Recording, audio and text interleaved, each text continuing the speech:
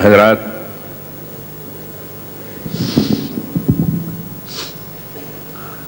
میرا یہ ایمان ہے اور عقیدہ ہے کہ ہند اور پاکستان کے درمیان دوستی ہونی چاہیے۔ دنیا میں پڑوسی ملک ہوتے ہیں ہر جگہ، لیکن ہندوستان اور پاکستان کے پڑوس کا کچھ مسئلہ ہی اور ہے، کیونکہ جتنا نقصان یا فائدہ یہ دونوں ملک ایک دوسرے کو پہنچا سکتے ہیں شاید کوئی اور پڑوسی ملک اس طرح نہ کر پائیں۔ تو ہر اچھے آدمی کے جذبات کی ترجمانی کرتے ہوئے میں ہمیشہ یہ کہا کرتا ہوں کہ ہمیں ہندوستان اور پاکستان کو دوستی کو اور استوار کرنا ہے، مضبوط کرنا ہے۔ میری کئی نظمیں ہیں اس سلسلے میں۔ میں جب آپ کو یاد ہوگا ایک وقت ایسا بھی آیا تھا کہ یہ جو ڈپلومیٹک ریلیشن جنہیں ہم کہتے ہیں یہ منقطع ہو گئی تھیں ہندوستان اور پاکستان میں۔ اس کے بعد بھٹو مرحوم شملے گئے، وہاں اس کا کچھ آغاز ہوا، درمیان میں پھر کبھی کم کبھی زیادہ کشیدگی رہی، آخر کار اب روح بصیحت ہوئے ہیں حالات۔ ہماری اور آپ کی سب کی دعا ہونی چاہیے کہ ہمارے اور آپ کے درمیان، ہمارے آپ کے درمیان استوار تر ہوتی جائے دوستی اور تعلقات۔ تو اس وقت جب یہ سلسلہ ابھی ڈاماڈول تھا ایک طرح سے، تو میں نے ایک نظم کہی تھی۔ میرا یہ عقیدہ ہے، میرا عقیدہ کیا، میرا ایمان ہے کہ میں جب بھی کسی مشاعرے میں جاتا ہوں ہندوستان اور پاکستان میں، خاص طور پر پاکستان میں، وہ نظم سناتا ہوں۔ آپ اسے برداشت کر لیجئے، اس کے بعد دو چار چیزیں اور بھی سنا دوں گا۔ مجموعی طور پر 10-12 منٹ سے وقت زیادہ نہیں لوں گا۔ یہ بھی نظم ہے، راستہ حضور آپ کی۔ پھر چلے باد بہاری، پھر چلے باد مراد، پھر چلے باد بہاری، پھر چلے باد مراد، صحن گلشن میں رواں ہو پھر صبائے اتحاد، کلفتیں سب دور ہوں مٹ جائیں سب رنج و تضاد، خیر سے عنقا ہو پھر سب فتنہ و فسق و فساد، سوئے منزل رہبرانے تیز گام آئے تو ہیں، صبح کے بھولے جو تھے وہ وقت شام آئے۔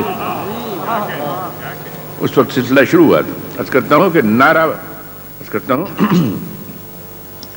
کہ غیر کے دل کا کہا ہو جائے اچھا تو نہ تھا، ناروا جو ہو روا ہو جائے اچھا تو نہ تھا، بھائی سے بھائی خفا ہو جائے اچھا تو نہ تھا، گوشت ناخن سے جدا ہو جائے اچھا تو نہ تھا، خیر جو کچھ بھی ہوا لیکن بسد خلق و تفاق، خیر جو کچھ بھی ہوا لیکن بسد خلق و تفاق، عاملیں اب سینہ چاکانے چمن سے سینہ چاک۔ عرض کرتا ہوں کہ خدشہ سیاد باقی ہو نہ اب خوف خزاں، اب رہے ہموار پر چلنے لگے یہ کارواں، آؤ ہم مل کر بنے ایک دوسرے کے پاس ماں، ہم پہ ہوں سایہ فگن کشتی یہاں نانک وہاں، دل جو مل جائیں تو کیا حاجت تفنگ و تیر کی، خود بخود گتھی سلجھتی جائے گی کشمیر کی۔ عرض کرتا ہوں کہ کوثر و گنگا سے لے کر بالائے عرفاں کا جام، آؤ دنیا کو پہنچا دیں محبت کا پیام، ہو یہی اپنا وتیرہ ہو یہی طرز کلام، بمسلمہ اللہ اللہ باب رحمن رام رام، دل جو مل جائیں باب سلمہ اللہ اللہ باب رحمن رام رام، صاحب اسلوب ہوں ہم صاحب ایمان ہم، آؤ دکھلا دیں کہ ہیں دو قالب و یک جان ہم، شیخ جی باتیں کریں قرآن کی رحمان کی، اور پنڈت داستان چھیڑا کریں بھگوان کی، صاحب ایمان نمائش کیوں کریں ایمان کی، آؤ ہم انسان ہیں باتیں کریں انسان کی، صاحب ایمان نمائش کیوں کریں ایمان کی، آؤ باتیں کریں انسان، آؤ باتیں کریں انسان کی۔ عرض کرتا ہوں ہم علی ہم احمد مختار کی باتیں کریں، آؤ ہم نانک کرشن اوتار کی باتیں کریں، ان کی باتوں سے صبر جائے گا ہر حال زموں، ان کی باتوں سے ملے گا قلب کو سوز دروں، روح کو بالیدگی مل جائے گی دل کو سکون، ان کی باتوں سے ملے گا اور کیا کیا کیا کہوں، آؤ ہم سب مل کے پی لیں ان کے شیریں جام سے، داور محشر بھی بخشے گا انہیں کے نام سے۔ ہے خدا کی دین یہ جمہوریت کا بندوبست، اس عوامی دور میں اب کوئی بالا ہے نہ پست۔ یوں تو کہنے کو کہیں جو چاہیں یہ مطلب پرست، لفظ بے معنی ہے لیکن آج کل فتح و شکست۔ جنگ کرنا ہر طرح سے صحیح لا حاصل ہے آج، یہ نہ رہبر ہے نہ جادہ ہے نہ یہ منزل ہے آج۔ جنگ ہم کہتے ہیں جس کو یہ خدا کی مار ہے، جنگ کرنا ہر طرح بے سود ہے، بیکار ہے، ہارنے والے کو یہ صد باعث آزار ہے، جیتنے والے کی بھی اس میں سراسر ہار ہے۔ دوست دشمن سب سے بیگانہ بنا دیتی ہے جنگ، ملک کیا کیا چیز تہذیبیں مٹا دیتی ہے جنگ۔ دوست دشمن سب سے بیگانہ بنا دیتی ہے جنگ، ملک ہے کیا چیز تہذیبیں مٹا دیتی ہے جنگ۔ جنگ کرنا ہے کریں ہم مل کے بیکاری سے جنگ، جھوٹ سے مکر و ریا سے، چور بازاری سے جنگ، قحط سے سیلاب سے، طوفان سے بیماری سے جنگ، بھوک سے افلاس سے، غربت سے ناداری سے جنگ۔ پوچھنا ہوگا یہ مجھ کو ہند و پاکستان سے، پیٹ بھوکوں کا بھریں گے جنگ کے سامان سے۔ آؤ آؤ دل سے دور کر لیں ہم شرار انتقام،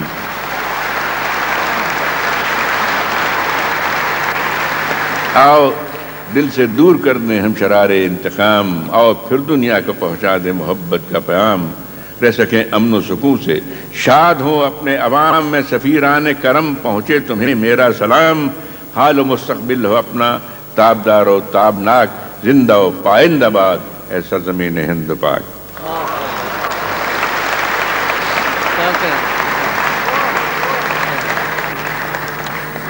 اب ذرا مزاحیہ تو نہیں ہے لیکن جسے لائٹ کہتے ہیں، وہ یہ دنیا کی بڑھتی ہوئی آبادی صرف آپ کے اور ہمارے ملک کے لیے خطرہ نہیں ہے، یہ عالم کے لیے خطرہ ہے۔ اگر آبادی اتنی بڑھ گئی، دھرتی ماتا بھی ایک دن جواب دے جائے گی کہ میں اس سے زیادہ ان نہیں دے سکتی آپ کو۔ اس مسئلے پر غور کرنا ہے انٹرنیشنل اسکیل پر۔ تو میں نے ایک مشورہ ایک لائٹر وین میں پیش کیا، اسے سن لیجیے، عرض کرتا ہوں۔ اے نوجوان بجا کے جوانی کا دور ہے، رنگین صبح شام سہانی کا دور ہے، یہ بھی بجا کہ پریم کہانی کا دور ہے، لیکن رہے یاد گرانی کا دور ہے۔ جہاں کا وبال کثرت اولاد بن نہ جائے، داد شباب آپ کی بیداد بن نہ جائے۔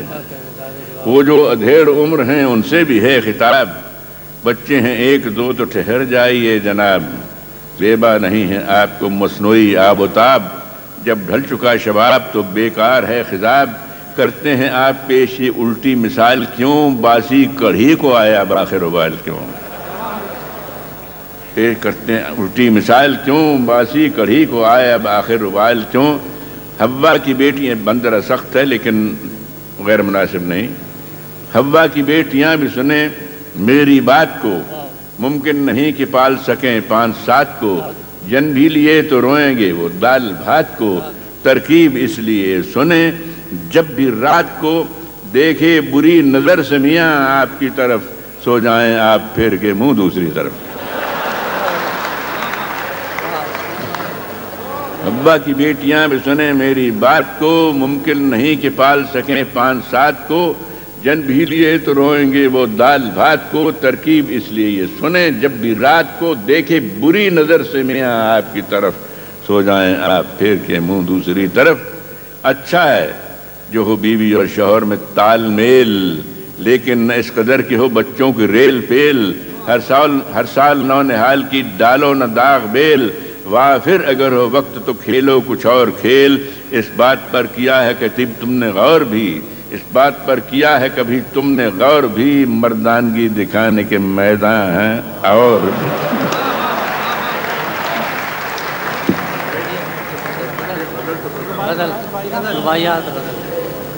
جو حکم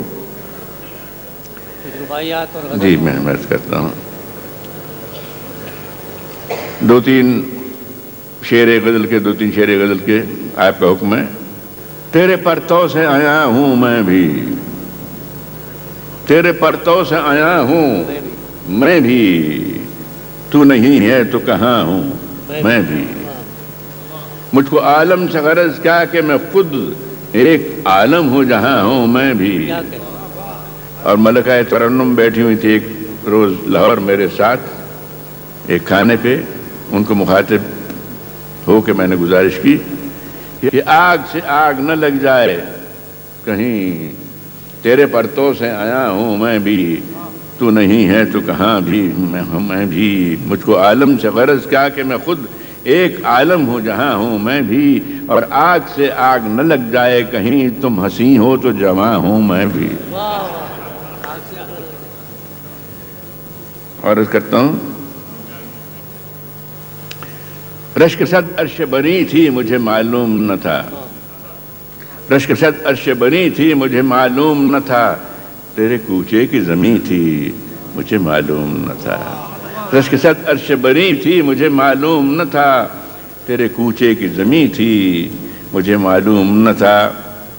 میری وائف معلوم نہیں کیوں ہنس رہی ہے، کوئی خاص ایسی بات ہو گئی ہوگی۔ رشک صد عرش ماں بیٹے کے درمیان کی بات ہے۔ رشک صد عرش بری تھی مجھے معلوم نہ تھا، تیرے کوچے کی زمین تھی مجھے معلوم نہ تھا۔ فرد عیسیاں کی قسم، رحمت یزداں کی قسم، عاقبت زیر نگیں تھی مجھے معلوم نہ تھا۔ فرد عیسیاں کی قسم، رحمت یزداں کی قسم، عاقبت زیر نگیں تھی مجھے معلوم نہ تھا۔ دو تین شعر اور سنیے۔ جام گردش میں ہے سامن کی جھڑی ہے یارو، جام گردش میں ہے سامن کی جھڑی ہے یارو، گردش وقت ابھی دور کھڑی ہے یارو۔ میری قسمت میرے قدموں میں پڑی ہے یارو، منہ تو چھوٹا ہے مگر بات بڑی ہے۔ میری قسمت میرے قدموں میں پڑی ہے یارو، منہ تو چھوٹا ہے مگر بات بڑی ہے یارو۔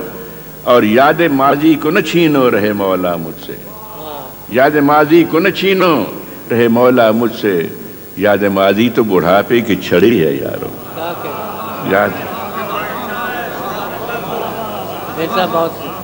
یاد ماضی کو نہ چھینو رہے مولا مجھ سے، یاد ماضی تو بڑھاپے کی چھڑی ہے یارو۔ خدا کرے کہ وہ ساتھ قرین قرین آئے، کہ تو وفا بھی کرے اور مجھے یقین آئے۔ یہ عرش کرسی و انجم تمام دیکھ لیے، خدا کرے تیرے کوچے کی اب زمین آئے۔ میں اب دو چار رباعیات و قطع سناتا ہوں اس معذرت کے ساتھ کہ اس میں شیوخ کا اور واعظان کرام کا ذکر اکثر آتا ہے، تو مجھے وہ بھی معاف کر دیں اور آپ بھی معاف فرما دیں۔ یہ ان کا مسلک الگ ہے، ہمارا مسلک الگ۔ نیت اگر انسان کی درست ہو تو اللہ تعالیٰ معاف کر دیتا ہے، وہ رحیم ہے، کریم ہے، اس کی مغفرت رحمت پہ بھروسہ کرتے ہیں ہم۔ لیکن تجارتی عبادت ہم سے نہیں ہو سکتی۔ مراد ہو چار میں سے، سجدہ ہو کہ تسبیح ہو روزہ کے نماز، سجدہ ہو کہ تسبیح ہو روزہ کے نماز، ہر چیز میں حوروں کی ادا دیکھتا ہے۔ سجدہ ہو کہ تسبیح ہو روزہ کے نماز، ہر چیز میں حوروں کی ادا دیکھتا ہے۔ ہم دیکھ کے وائز کو یہی کہتے ہیں، سامن کا جو اندھا ہو ہرا دیکھتا ہے۔ ہم دیکھ کے وائز کو یہی کہتے ہیں، سامن کا جو اندھا ہو۔ وائز کی جوانی بھی کیا خیر، وائز کی جوانی بھی کیا شے ہے خدا رکھے، یہ واقف انجام و آغاز نہیں ہوتی۔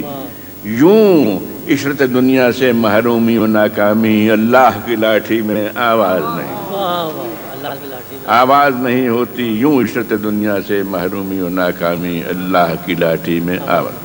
ایک دو چار مصرے اور سن لیجیے، اس کے بعد عرض کرتا ہوں کہ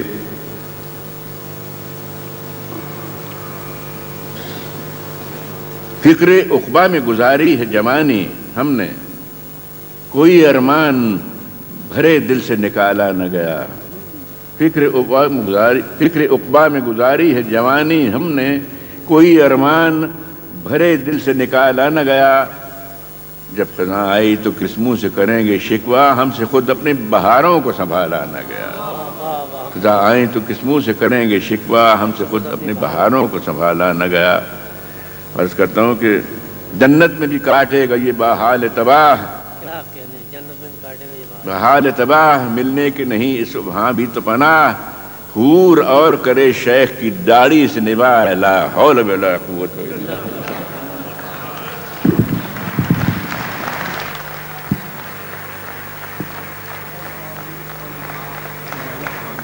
میں شعراء کی طرف سے، سامعین کی طرف سے مبارکباد دیتا ہوں جناب سلیم جعفری کو، ان کے دست راست حبیب خان صاحب کو، اور ان دیگر حضرات کو جنہوں نے اس سلسلے میں ان سے تعاون کیا اور اس جشن سحر کو کامیاب سے کامیاب تر بنایا۔ اب میں جناب صدر سے درخواست کرتا ہوں کہ چند کلمات عطا فرمائیں۔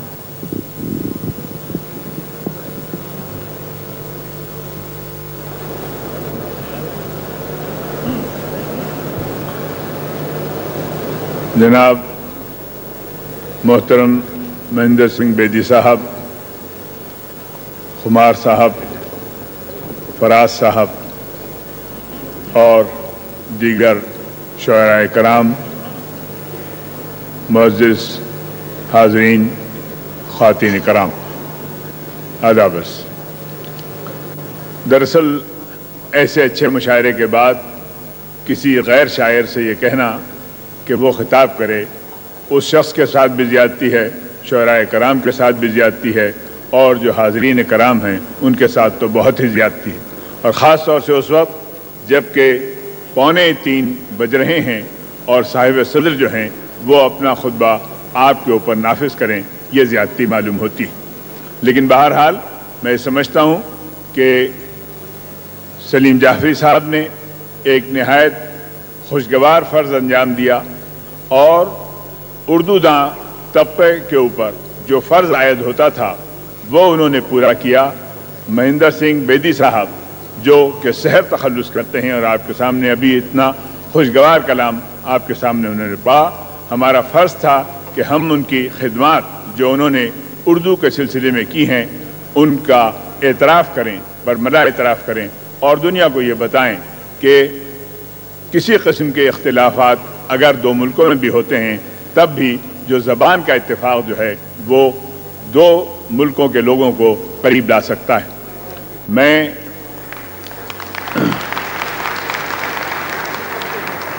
بیدی صاحب نے جو شروع میں دعائیہ کلمات کہے، میں اس کے لیے آمین کہتا ہوں۔ خدا کرے کہ وہ وقت آئے کہ ہندوستان اور پاکستان ایک دوسرے کے ساتھ محبت اور الفت کے ساتھ زندگی بسر کر سکے، اور مجھے قطعی یقین ہے کہ اگر اردو کے ساتھ پاکستان اور ہندوستان دونوں کے اندر وہ محبت اور الفت قائم ہو جائے جو کہ ہونی چاہیے، تو قطعی ہندوستان اور پاکستان جو ہیں وہ ایک دوسرے کے قریب آ جائیں گے۔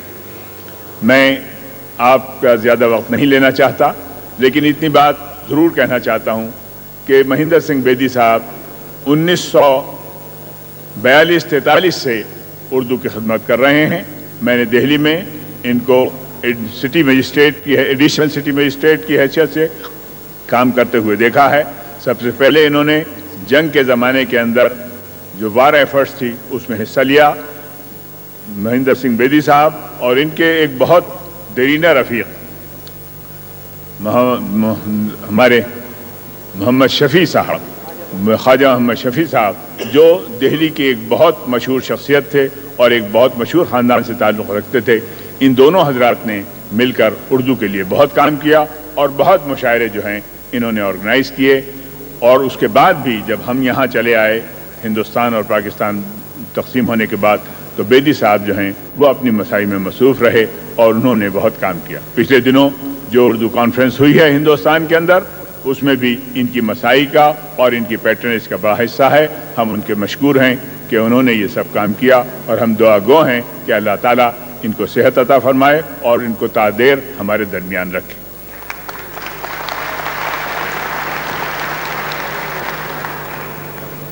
دیگر شعراء حضرات نے ہمیں نہایت خوبصورت کلام سے نوازا۔